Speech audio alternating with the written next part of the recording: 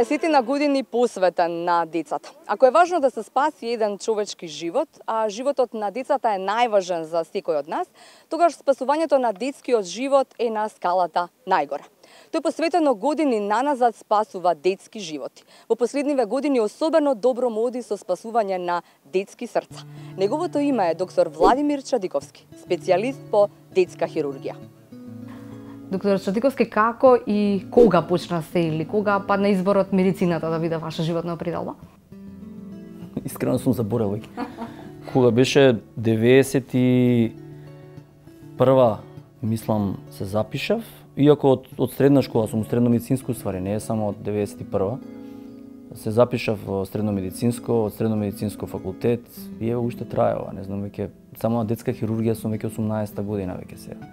Така да, како крај да нема, имам чувство. А пред средното како тргна? Како тргна? Имавте неколку такви желби каде што како или медицината беше и тоа? Не, тој период поише средно медицинско, мислам тогаш немаше ни уште не се ни знаеше кој прави скидам, едно време сакав нешто иде и право, нешто таква варијанта. После медицинско средно? Не, пред да се запишам во средно медицинско и татко ми така, не знам, иако сум ја дете од театарска фамилија што се вика, не, средно медицинско и тие брат и некако така, он изфорсира целата работа и некако се најдовме таму. И после таму трна целата работа и тетка ми предаваше латински, знам таму беше поише единствена особа што ја знае повеќе од нас беше само тетка ми по латински.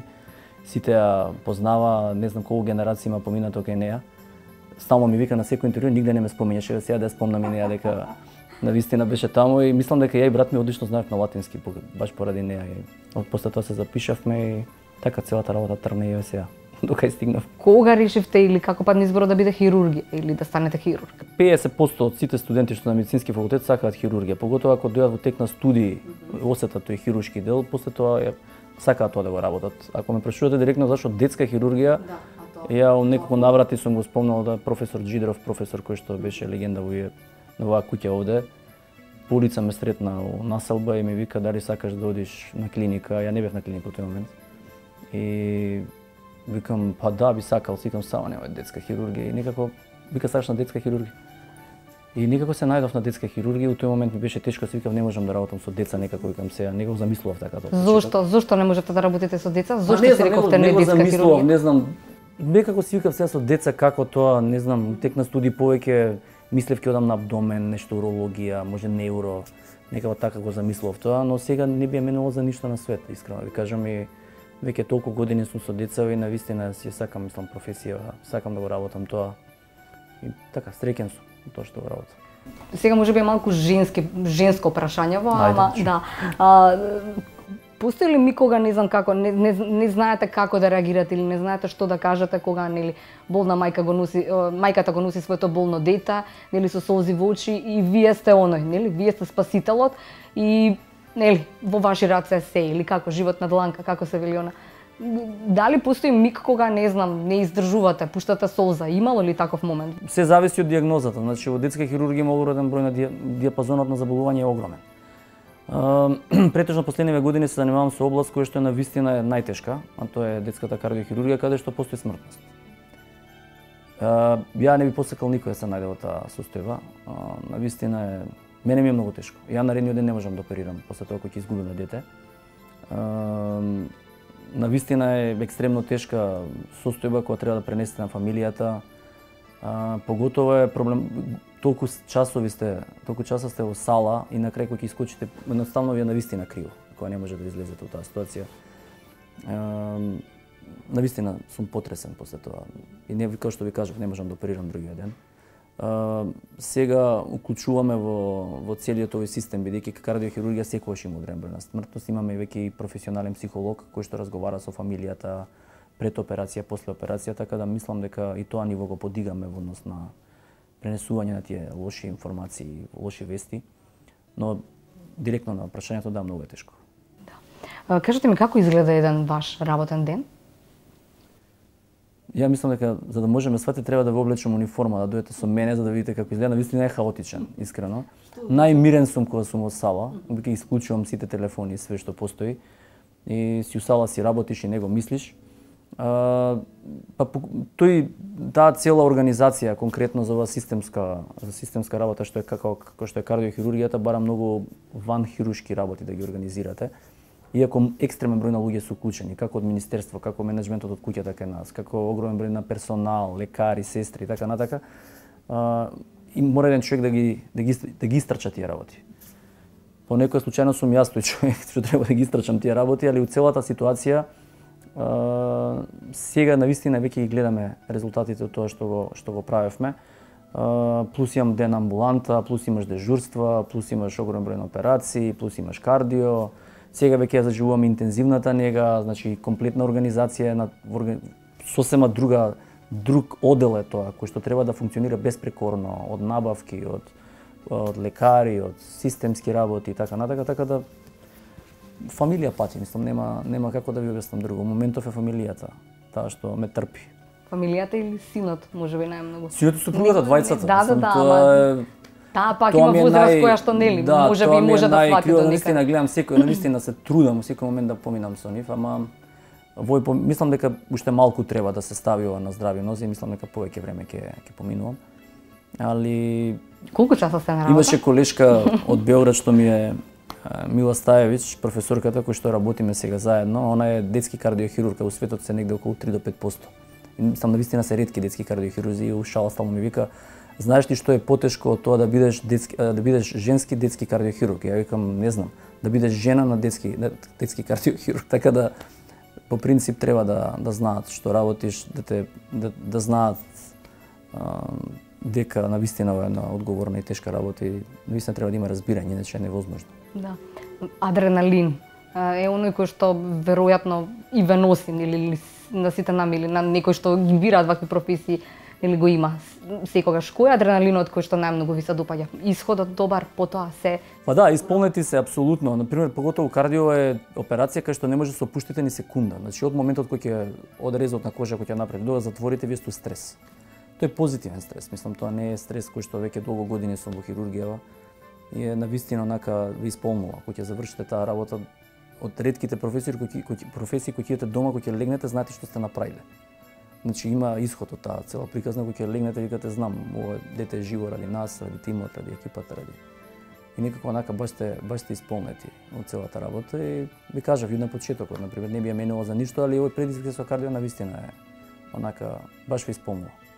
Трансплантација на црн дроб беше нешто што ви исполнуваше години наназад или не? Трансплантацијата ми е криво дека не ми е до крај остварена приказна, а вложив многу искрено.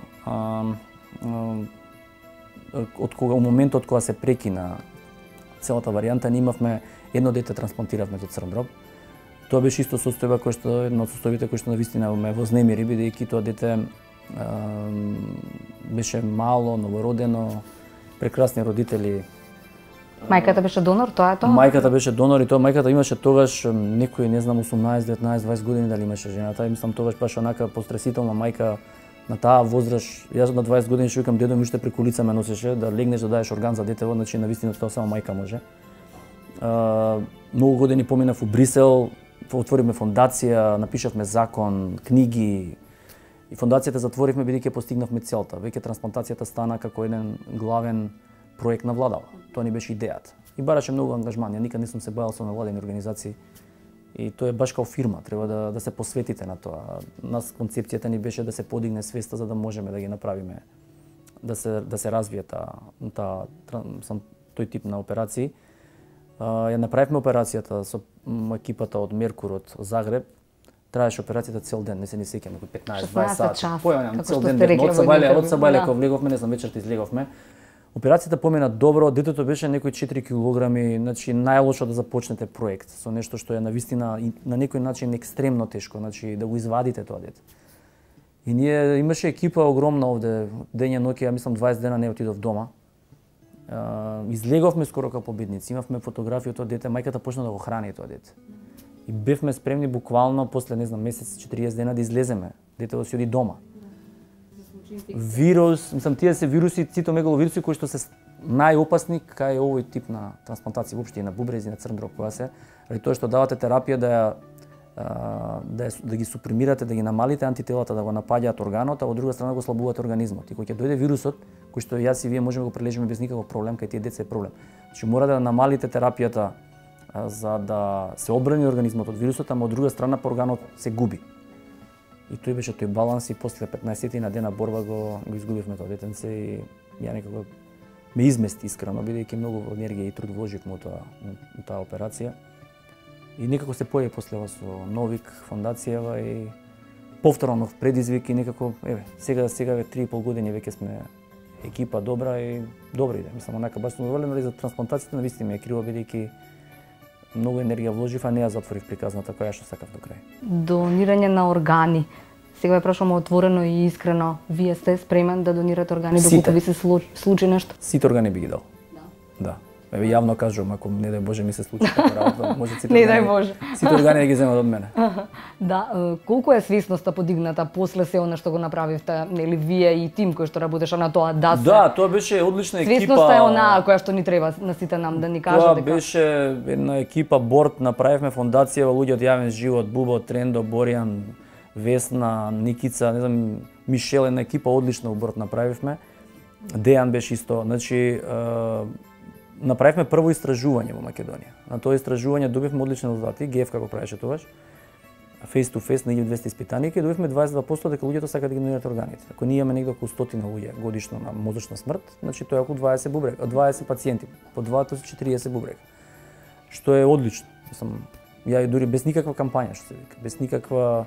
И стално кажувам и на сите новинари кои имавме тогаш, знаме, милион стреби, се што се сомневате дека нешто не чини, подобро е да го прашате пред да го објавите, бидејќи правите огромна штета на целата подигање на свест. Значи, вие еднаш кога изјавите информација, не знам, се крадат органи на детска хирургија, готово е. Тоа рачунајте дека 3 години нема да имате ни една трансплантација. А не ви е аргументирано. Значи, ако имате навистина аргументи, ќе до полиција. Ама да изврдите како информација е катастрофална. Се направите огромна штета се прави. Затоа таму го потенцирам, ако имаат новинарите, подобро не е како другите информации. Мора многу да се распрашате дали е навистина точно тоа. Спомнавте голема смртност, но колку операции правите сега? Кај зборуваме сега за се враќаме на срце. На кардио. Да, на кардио. Ние имаме одлични резултати, прошта година имавме 3,5% смртност, значи само 2 дечиња ги изгубивме. Што исто е лошо, али по принцип беа деца кои што навистина беа на некој начин иноперабилни. Значи имаме такви состојби кога некогаш и свесно влегуваме на операции, знаејќи бидејќи и да е мала шансата да преживее, ние пак сакаме да продолжиме шанса доктор мора да се обиде. Да, да пробаме. Значи меното детенце имаше тие сикат пулмонални артерии беа 1 милиметар големи. Ние само отворивме и затворивме. Значи нема ништо што да направите таму. Но затоа кажам стално статистиката е моќна работа. Значи едноставно ви влегува статистика. Ние немавме буквално што да направиме со тоа дете. Не може да ставите ни синтетски материјали, ни може да оперирате. Едноставно крвните садови што идат во белите дробови ги нема. Ама вие влегувате у сала да видите. Иако на снимките не може до крај да ви покаже, вие мора да влезете у сала. Кога почнувате проект дома, морате се да оперирате. Не можете да бирате. Значи ќе опратите детето од соседна држава кај што се оперира до вчера, он ќе ти рече ние не ќе го оперираме, ќе ви го врати назад. Затоа што процентот на смртност е голем. Не се негови жители ќе врати. Ние овде на сите деца им даваме шанса. Значи не постои дете ние кои што би го одбили, не би пробале да го спасиме. Но тоа повторно игра со таа статистика. Али искрено ви кажам, не мини веќе на почетокот беше вакво, сега гледаме максимално професионално да го направиме тоа. Без разлика на последиците во однос на таа статистика. Мислам, сакаме навистина на секој дете да му пружиме тоа што треба да го добие. Велите луѓето со кои што го почнавте овој проект овде во Македонија, американците се одлични хирурзи или врвни имиња, да. Што се научивте од нив? Што се ве научија или дали или до крај, нели изборуваме сега за суета, веројатно таму нема суета, тоа се светски имиња, но што се може да се украде како велат од занаето, сепак се е занаето во особено. Па не, знаете како они, во еден збор ќе кажам, они најзапрепастени што вика кај вас вика вие доживувате емоционална револуција. Значи ако јас и вие се нешто расправаме стручно, ние стануваме непријатели. Смртни. Значи ние се мрзиме. Не правиме муабет, не се гледаме. Вие не знаете, значи ние кога почнеме, они така се расправаат, меѓутоа попладне седнуваат и пиво пијат. Значи како ништо да не се случило. Кај нас е тоа, значи една забелешка да има што е готово. Мислам тоа е не се гледаме смрт, тоа е готово, нема дискусија и така натак. Значи буквално донесува професионализам. Значи тоа е мене што ми се донесува систем. Вика ова треба да го направите за 3 до 5 години ова, ние ќе ви кажеме како да го направите тоа. И до сега на вистина тимот се оформува, ви кажам интензивната се проработува, значи на вистина кој што кажа, бара време, значи не може да го направите преку ноќ ова. Какви се како луѓе или какви се надвор од операцијата овие двајца американци врвни хирурзи? Комплетно се различни. Едниот е Марсело е по потекло од Буенос Ајрес. И он е многу сличен на нас, а Бил Новик е од Мемфис, типичен американец, мислам безчувствителен од аспект на професионализам, али вака е другарчина, мислам стварно е двајцата се мислам прекрасни луѓе, мислам Марсело ко брат ми е станат веќе, мислам не сме веќе и куќни пријатели. Они целата кардиохирургија е добрата опција што они ви носат апгрейд, ви носат надоградување на целиот систем. Да го подигаат нивото на целата. Веројатно нивото на мислење на сите оние кои што се дел од систематизацијата, како да кажем, или системското решение на се. Ние ви кажам навистина е еден извареден проект и за државата бенефит, и за тимот, и за луѓето, и за децата пред се. Спрема мене мислам дека еден од подобрите онакви стручни проекти во држава направени до се. И мислам дека без разлика на се, мислам дека е навистина еден одличен проект. Америка, зошто баш Америка? Зашто баш Америка? Да се омилена. А зашто ми баш Америка омилена? Не, Њујорк ми е омилен. За Америка не би кажал, иначе за Њујорк е омилен. Иначе Америка 4 пати бев, али Њујорк ми е омилен, не знам. Иако некои викаат кога зборам со Бил и со Марсело, викаат друга кој ќе опоминеш туристички друга да го живееш таму, вика лудило да го живееш, али ја го обожавам, некако ми се свиѓа. Сега бев во Вашингтон, се вратив. Баш е онака, ја што викам, тоа што го спомнав и преска, тој систем ми се свиѓа, како функционира. Rush hour им од 7:30 навечер. Значи баш мислам дека убедливо, не мислам дека нема луѓе што работат повеќе. Ќе праша зашто Америка е таму, баш затоа. Значи 8 сати им завршува работно време. Доктори специјализанти на медицина идат, стануваат од 4 се на работа, у 5 ја прават прва визита, у 6 сати се влега у сала. И у 10 вечер си одат дома. И саботи. И тоа така изгледа наредните години. Одмори немаат. Мислам тоа е навистина еден систем кој што мислам дека треба да си американец тоа да го свариш, викам ја во глава. Иначе секој друг вака од страна кога гледа си каже не, ова е невозможно. Да, не можеме да зборуваме дека би посакале да одите таму и не, Америка, да направите не само тоа, не, Америка е комплицирана од аспекти на лиценцирање на во Америка може да отидете само да гледате, значи не можете ништо да фатите додека не добиете лиценца прво основна за медицински факултет, па после тоа специализација, специализација, така да е затворен системот, бидејќи Америка на водници ја напаѓа цел свет за да работат, така да ако не го заштитат тој систем, колку и да сте вие добар, они не може да го разбиете системот. Марсело се знам кога требаше да се запосли нова болница, го зима како началник во Вашингтон, он мораше сите дипломи да ги даде од поново, иако беше началник во Џо Хопкинс и Мериленд, значи без разлика, значи тоа пак си иде на проверки со месеци трае, значи тоа е баш таков затворен систем. Направивте услови кои што се одлични за малите пациенти, што е она што вам ви фали како доктор, што е следно за добравање, за долу? Што ми фали? Ја по принцип сакам овој пат стварно да ја завршам приказната како што треба, да ја земам таа специализација, да се оформи тој тим кој што веќе толку време работи заедно, да бидеме покриени на секоја позиција со по двајца, да не зависи само од мене, да речам јас ја одам и да пропадне цел систем. Значи тоа не ми е воопште целта, не сум таков човек прво. Целата работа е да приоритетно што ќе би наредниве години дека од кога започна проектот многу работи ги согледувате, претходно не ни знаете. Преко преска што ви спомнав, ние по сите од Светска здравствена организација, ние по сите проценти кои што треба да ги имаме, ние треба да имаме негде околу 150 операции годишно за оперирање на деца. 148 поточно. Ние оперираме 70. Пола.